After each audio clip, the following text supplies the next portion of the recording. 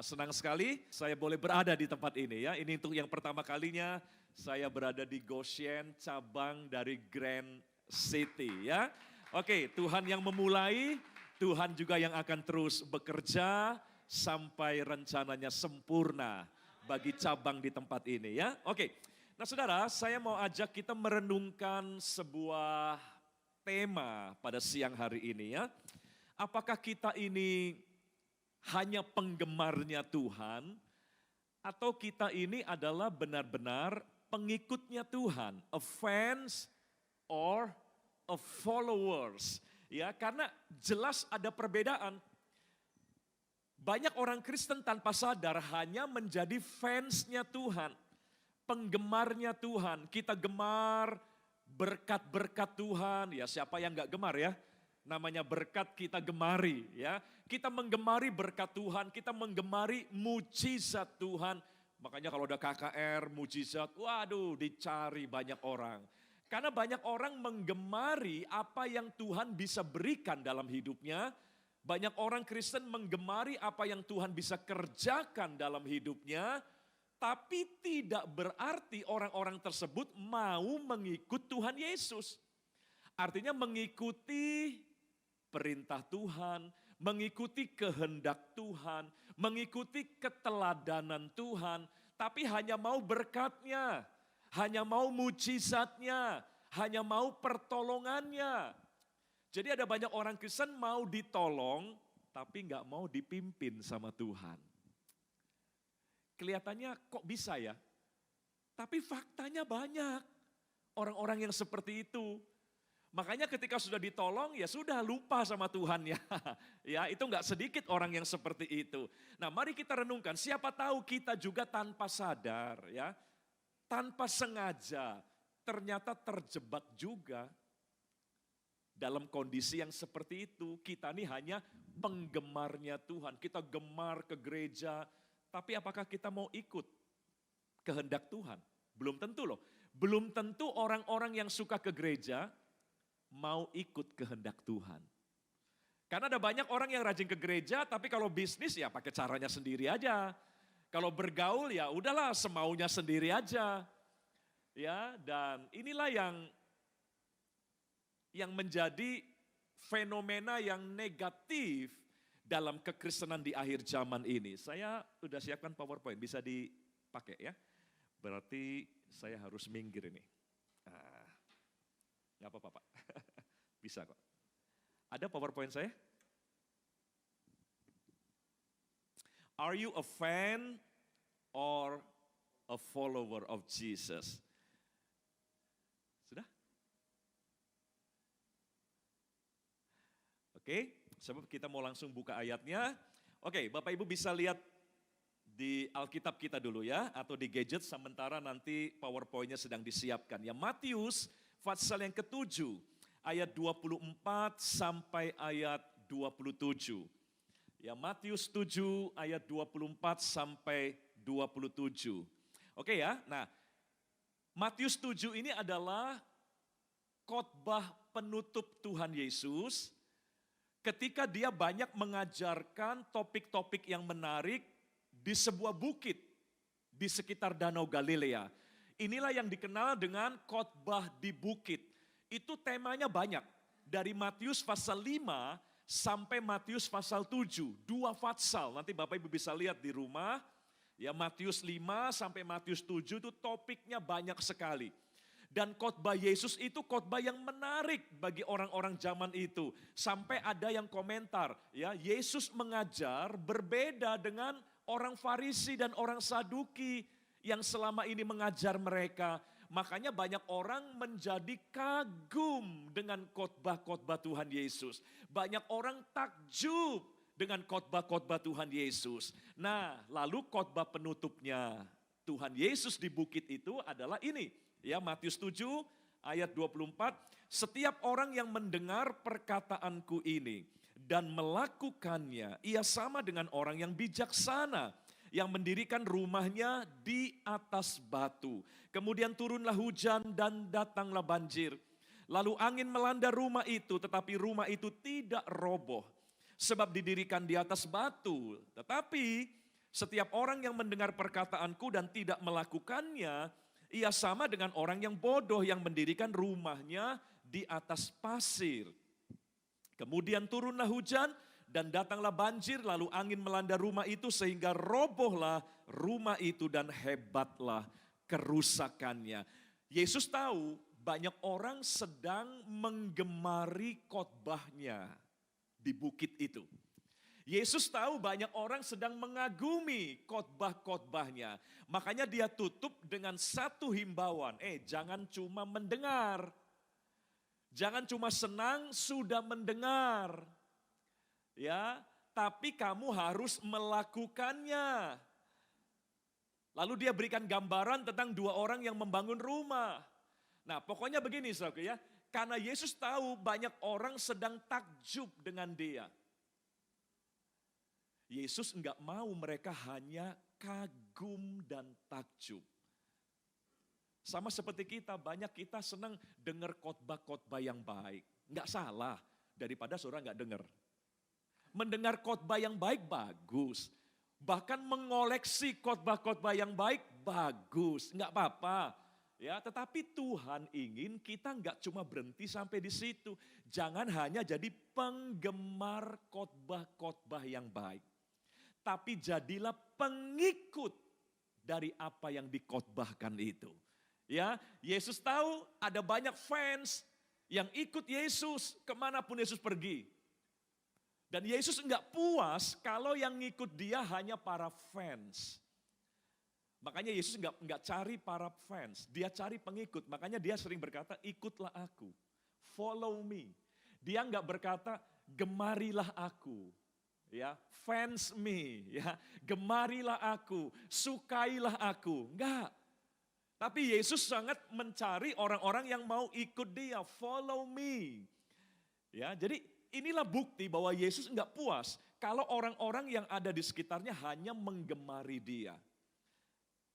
Lalu dia tantang agar orang-orang yang ada di sekitar dia itu mengikuti apa yang dia khotbahkan dan yang dia perintahkan. Saudara sama ya. Kita enggak cukup hanya tahu, tapi kita harus melakukan.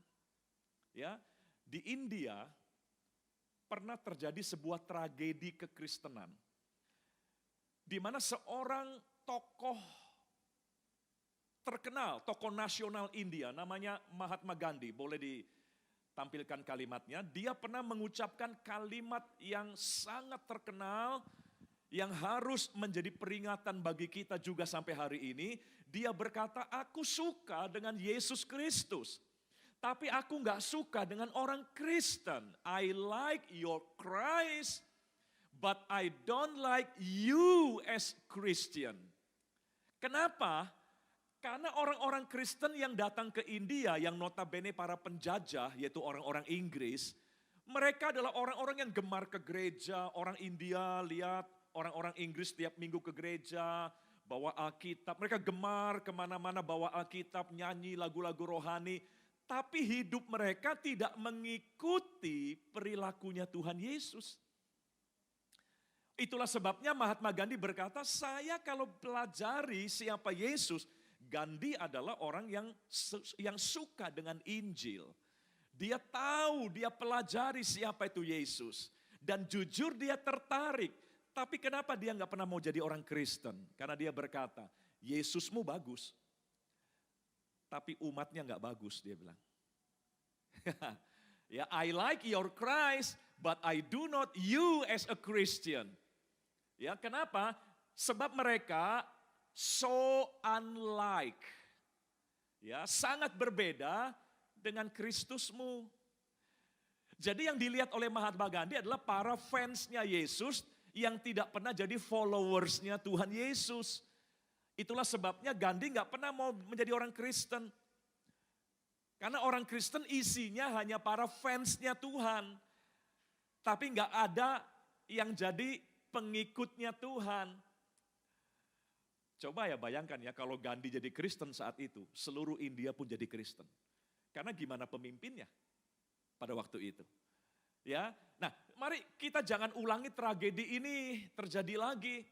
Biarlah orang-orang melihat melihat kita bukan hanya gemar ke gereja, gemar baca Alkitab, gemar pelayanan ya, tapi mereka juga lihat bahwa kita benar-benar mengikuti keteladanan yang kita layani.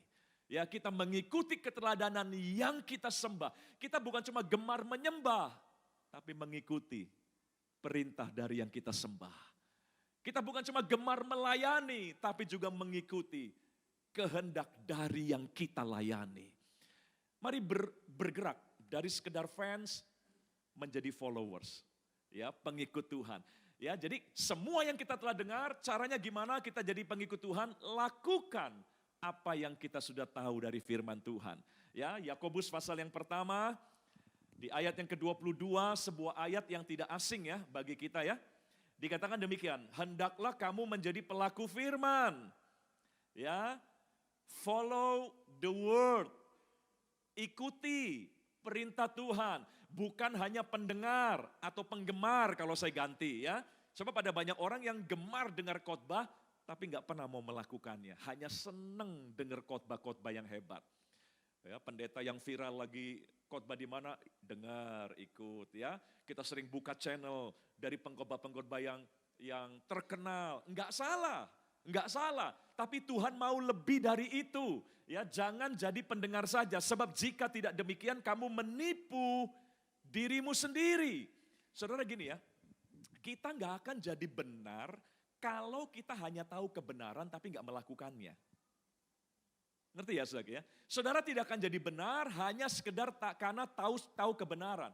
Saudara tidak mungkin jadi kudus hanya sekedar karena saudara tahu kekudusan. Kita jadi benar kalau kita tahu kebenaran dan kita melakukannya. Kita jadi kudus kalau kita tahu kekudusan dan melakukannya. Saudara dan saya pun tidak akan diberkati hanya karena tahu tentang berkat. Tapi kita akan benar-benar diberkati ketika kita tahu tentang berkat dan melakukan sesuatu yang membawa kita sampai kepada berkat itu.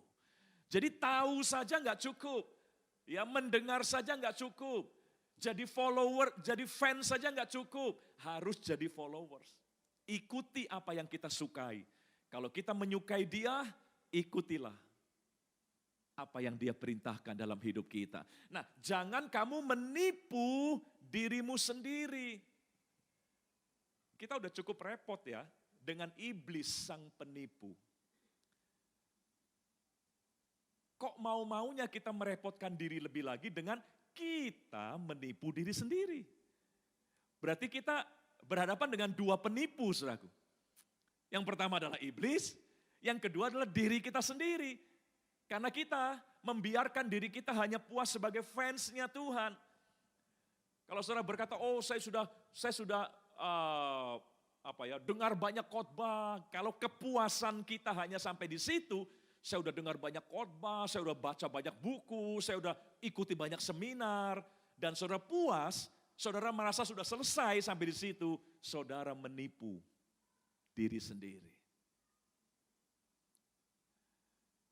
Ya, janganlah kamu menipu dirimu sendiri. Jadilah pelaku dan bukan pendengar saja. Nah, jadi saudara, Yesus akhirnya memberi perumpamaan dua orang yang mau membangun rumah. Para fans adalah orang-orang yang hanya senang yang enak-enak saja. Ya, tapi para followers itu diperintahkan apapun dia mau melakukannya. Nah, ilustrasi ini menarik saudara ya. Di mana Tuhan mengajak ya orang-orang tidak hanya mendengar. Sebab kalau kamu hanya mendengar, kamu membangun rumah yang dasarnya nggak kuat. Tapi kalau kamu mendengar dan melakukannya, kamu sedang membangun kehidupanmu pada dasar yang kuat. Ada yang pernah belajar bela diri di sini? Next, boleh gambarnya. Ya, teman saya pernah punya pengalaman. Ya, dia semangat sekali ikut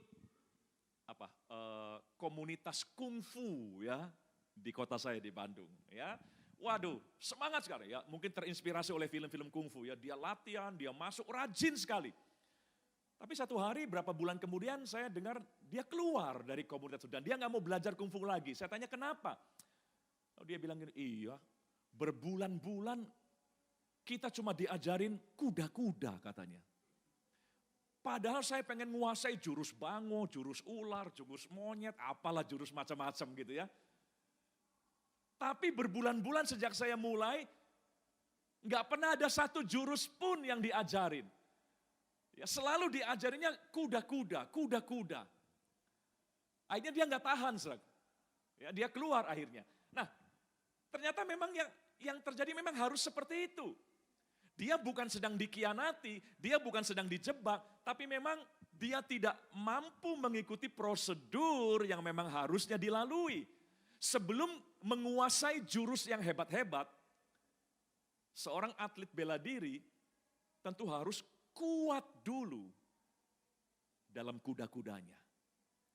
Ya, karena dia akan berhadapan dengan banyak pukulan. Nah, hidup kita pun akan berhadapan dengan banyak hantaman persoalan.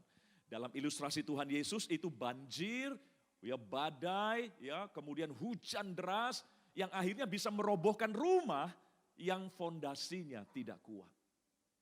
Nah, hidup kita pun sama. Makanya para fans adalah orang-orang yang nanti gampang kecewa. Karena para penggemar biasanya pengen yang enaknya saja.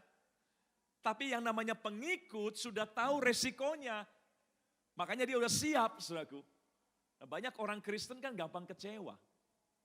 Bukan karena kurang banyak mendengar, karena kurang banyak melakukan firman Tuhan. Ya, sebab hanya dengan dilakukan, maka firman Tuhan akan jadi fondasi yang kuat dalam hidup kita.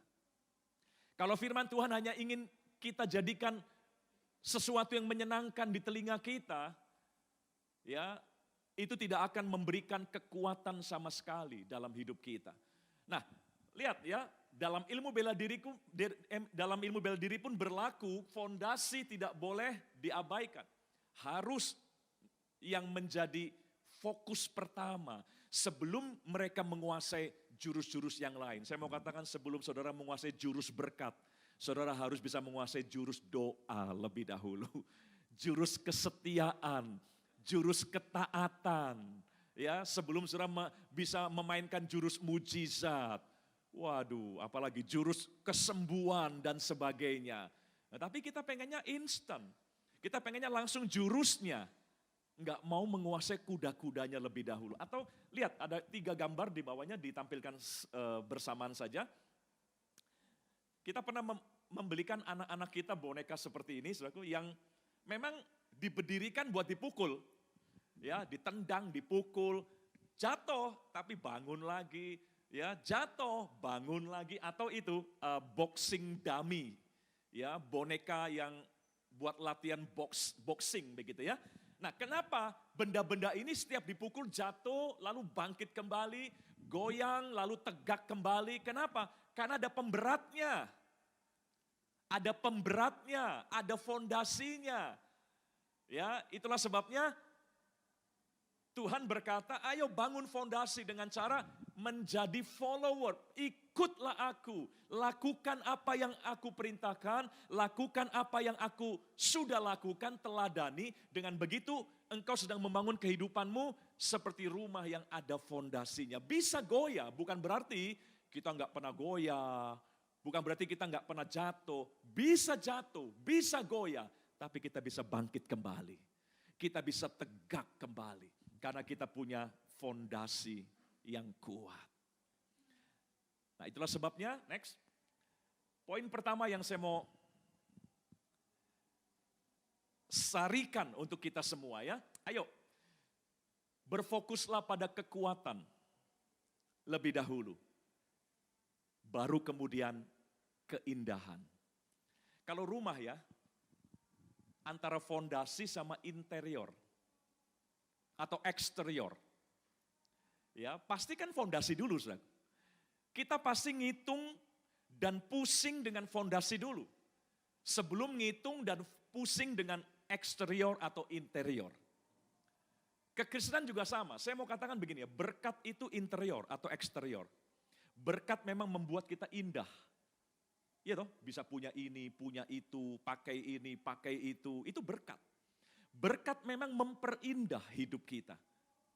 Mujizat juga itu seperti interior atau eksterior. Ya, tapi saudara, kalau hidup kita hanya dipenuhi interior dan eksterior, ingat, interior dan eksterior tidak bisa menahan gempa atau goncangan.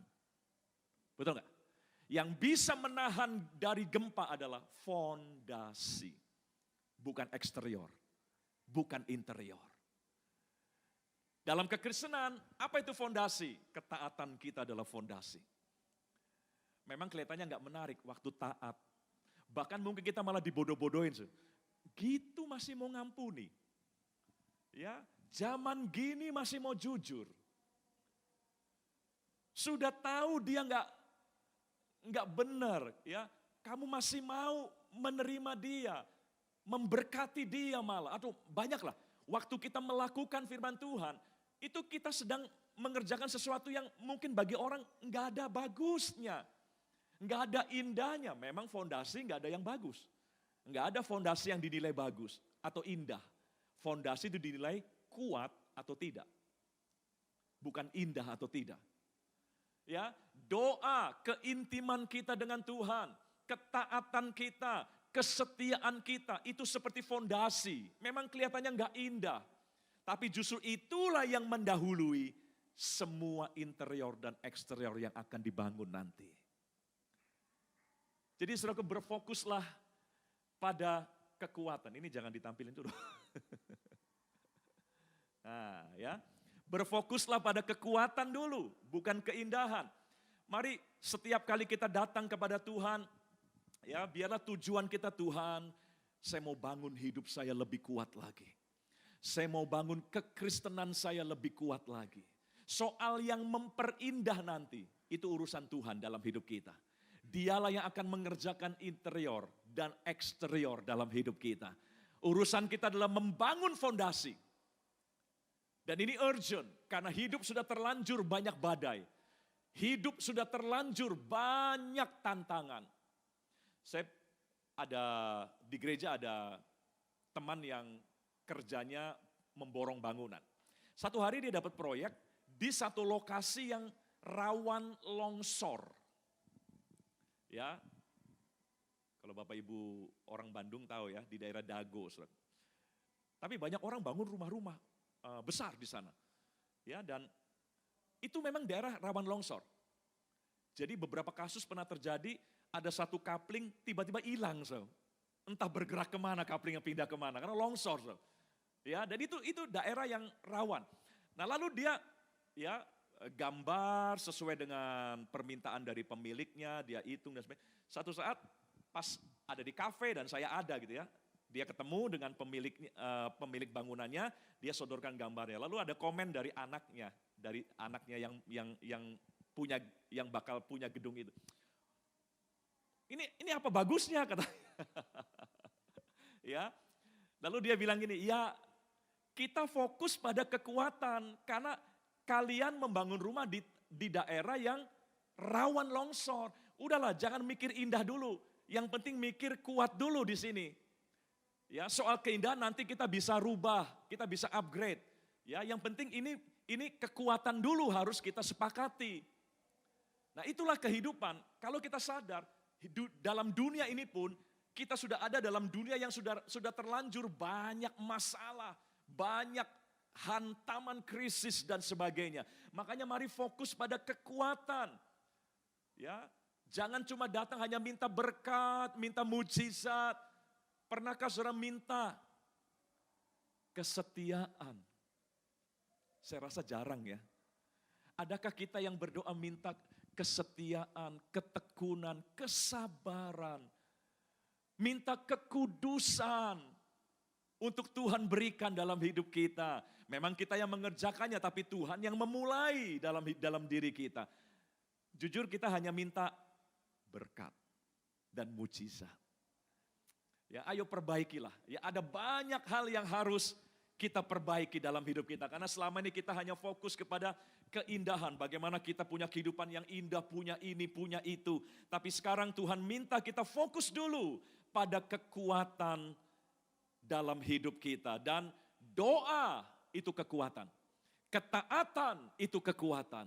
Keintiman kita dengan Tuhan itu kekuatan. Sekalipun memang itu bukan pekerjaan yang indah dan menyenangkan bagi banyak orang. Ya, next. Ada ayat yang saya ingin tunjukkan tadi ya, mungkin saudara sudah lihat. 1 Samuel 16 ayat 7, ini bukti bahwa Tuhan tuh nggak silau kok dengan keindahan atau eksterior dari kehidupan seseorang. Ya, justru Tuhan lihat yang di dalam, yang nggak kelihatan, yaitu fondasinya. Ini kasus ketika Tuhan ingin memilih seorang raja yang baru dari keluarga Daud atau keluarga Isai, ayah Daud. Isai sebagai orang tua, dia memamerkan anak-anak yang indah secara pandangan mata, tinggi, besar, ya, berotot dan sebagainya. Tapi lihat, firman Tuhan kepada Samuel, janganlah pandang parasnya atau perawakan yang tinggi, sebab aku telah menolaknya, bukan yang dilihat manusia, yang dilihat Allah. Manusia melihat apa yang di depan mata, tetapi Tuhan melihat hati. Ya, manusia melihat apa yang di depan mata, di leher kita, di pergelangan kita, di badan kita, tapi Tuhan lihat hati. Ini bicara fondasi. Mari saudara, kalau kita benar-benar the follower of Jesus, kita mengikut Tuhan, maka kita harus fokus untuk berpikir bagaimana supaya hidup saya semakin kuat. Tapi jujur banyak orang hanya berpikir bagaimana saya supaya diberkati lebih lagi. Ya, bagaimana caranya supaya saya dapat terima mujizat lebih banyak lagi. Enggak salah, tapi kurang tepat gitu.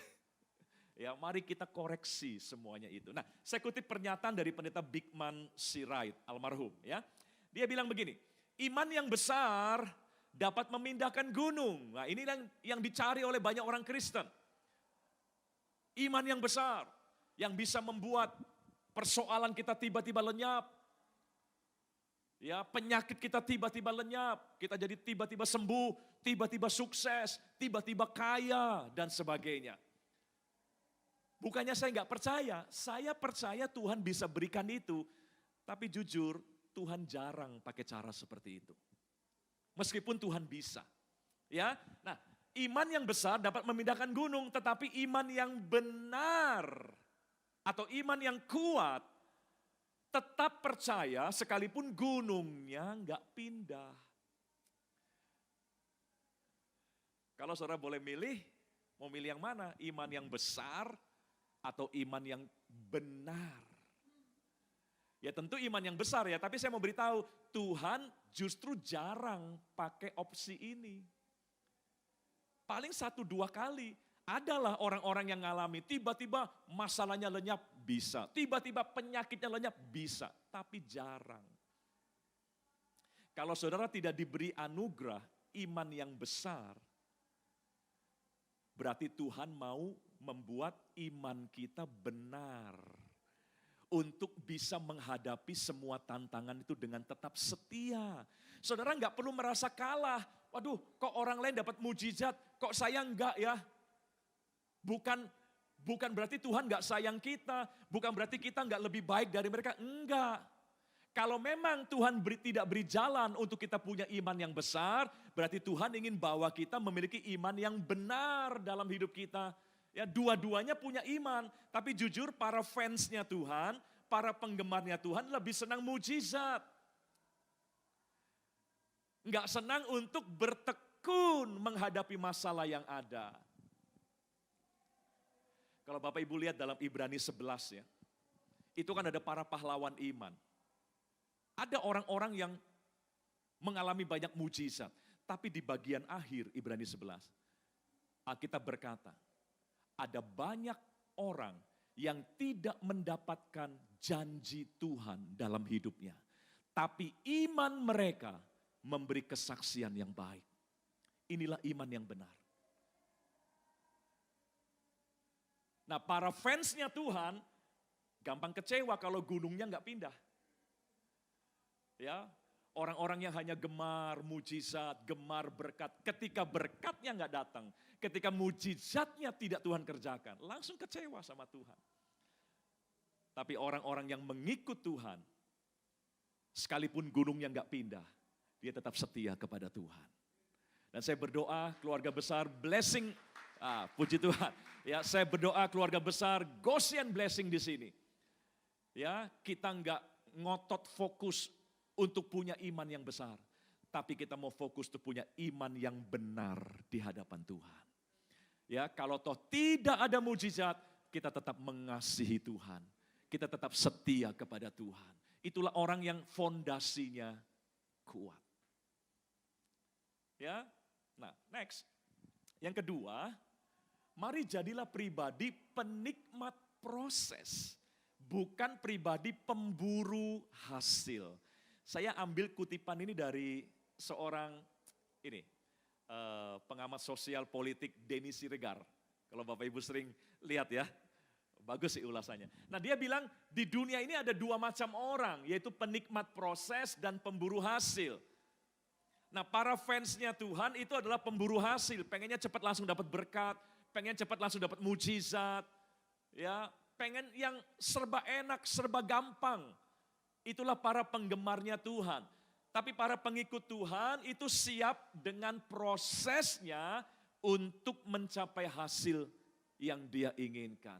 Nah saya berdoa kita semua jadi orang Kristen, jangan jadi orang Kristen yang langsung pengen hasilnya, pengen serba terburu-buru. Ada istilah sindrom kalah balapan katanya. Ini istilah ya, sindrom kalah balapan. Jadi ada sindrom di mana kita sering merasa kalah balapan. Kok dia udah dapat ya, kok saya belum ya, kok dia udah sukses ya, kok saya belum ya. Lalu kita maksa Tuhan, kita mendikte Tuhan. Ya, kita ngotot menyalahkan Tuhan. Enggak perlulah. Tuhan tuh punya timing yang sempurna untuk setiap pribadi lepas pribadi dalam hidup kita. Ya, izinkan Tuhan mengerjakan agendanya, bukan agenda kita. Kalau toh harus lewati proses, enjoy, nikmati saja prosesnya. Saya pernah bawa tur ke sebuah gunung, ya. Ada yang pernah ke Israel? Ada ya? Gunung Sinai, ya biasanya kita dibawa ke situ pagi-pagi subuh. Ya harus korbankan jam tidur, nggak apa-apa.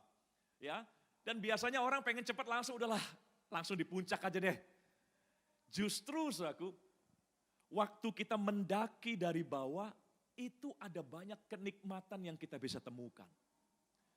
Ya, ada pemandangan-pemandangan yang menarik. Waktu kita lewat lembah-lembah yang curam, memang mengerikan, tapi menarik. Nah banyak orang ya pengennya langsung, Pak gimana caranya bisa langsung aja Pak ke sana. Ya karena nggak mau capek. Proses memang membuat kita capek, tapi tetap ada nikmat yang kita bisa dapatkan lewat semua proses itu. Ya dan kita jadi orang Kristen diilustrasikan tadi, membangun rumah di atas batu karang memang lama. Tapi membangun rumah di atas pasir memang jauh lebih cepat. Nah kebanyakan orang pengennya langsung instan. Enggak mau jalani prosesnya, mau langsung berkatnya. Ya, pemburu hasil. Disuruh taat enggak mau, tapi diberkati mau, saudaraku. Saya punya kalimat gini ya.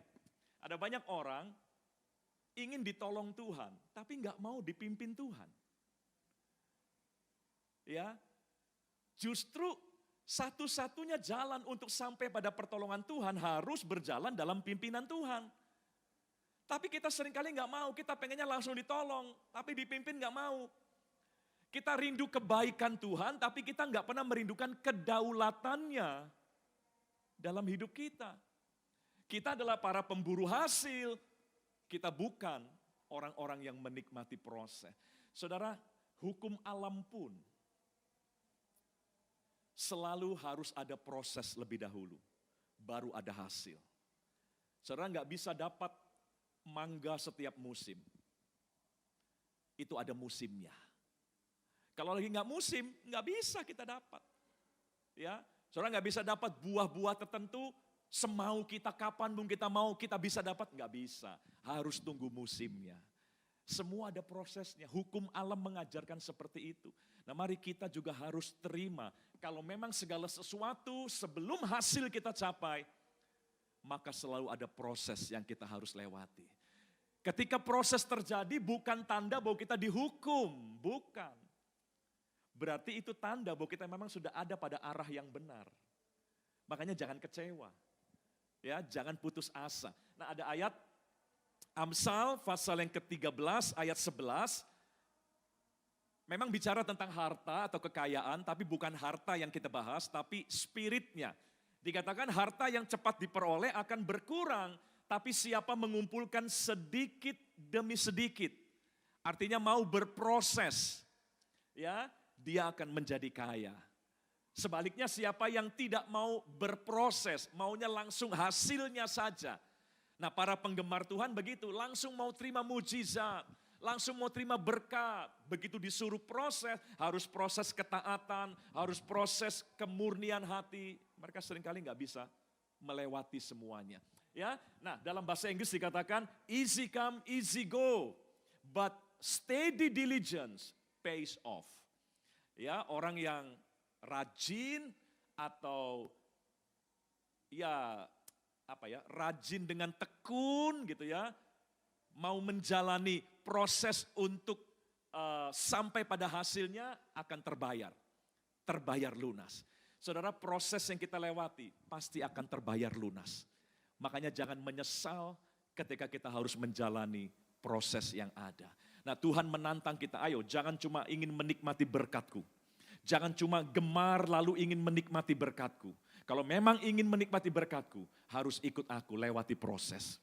Harus ikut aku jalani tahap demi tahap yang ada. Yang terakhir, kalimat terakhir menyambung statementnya Pak Bigman Sirait tadi. Masih soal gunung, ya, tapi kalimatnya sedikit berbeda. Dikatakan demikian, para pemburu hasil terobsesi dengan iman yang besar yang dapat memindahkan gunung. Mirip dengan yang tadi.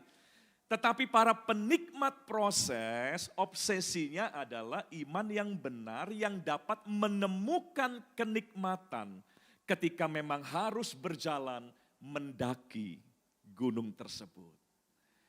Jadi gunungnya nggak disingkirkan, tapi Tuhan paksa kita mendaki. Tapi dalam pendakian itu selalu akan ada kenikmatan-kenikmatan tambahan. Sebelum kita benar-benar menikmati hasil yang ada di ujung sana. Saudara percayalah, pemazmur berkata langkah atau jejak Tuhan itu menghasilkan lemak atau kebaikan. Jadi kalau kita melangkah sekalipun mendaki, setiap langkah akan ada kebaikan Tuhan dalam hidup kita. Ya, sekalipun langkahnya mendaki, sekalipun langkahnya berat, itu sebuah proses, tapi setiap langkah, firman Tuhan berkata, setiap langkah dalam jalan Tuhan menghasilkan lemak atau kebaikan. Mari kita berdiri bersama-sama siang hari ini. Haleluya. Pemusik bisa siap di tempat ya.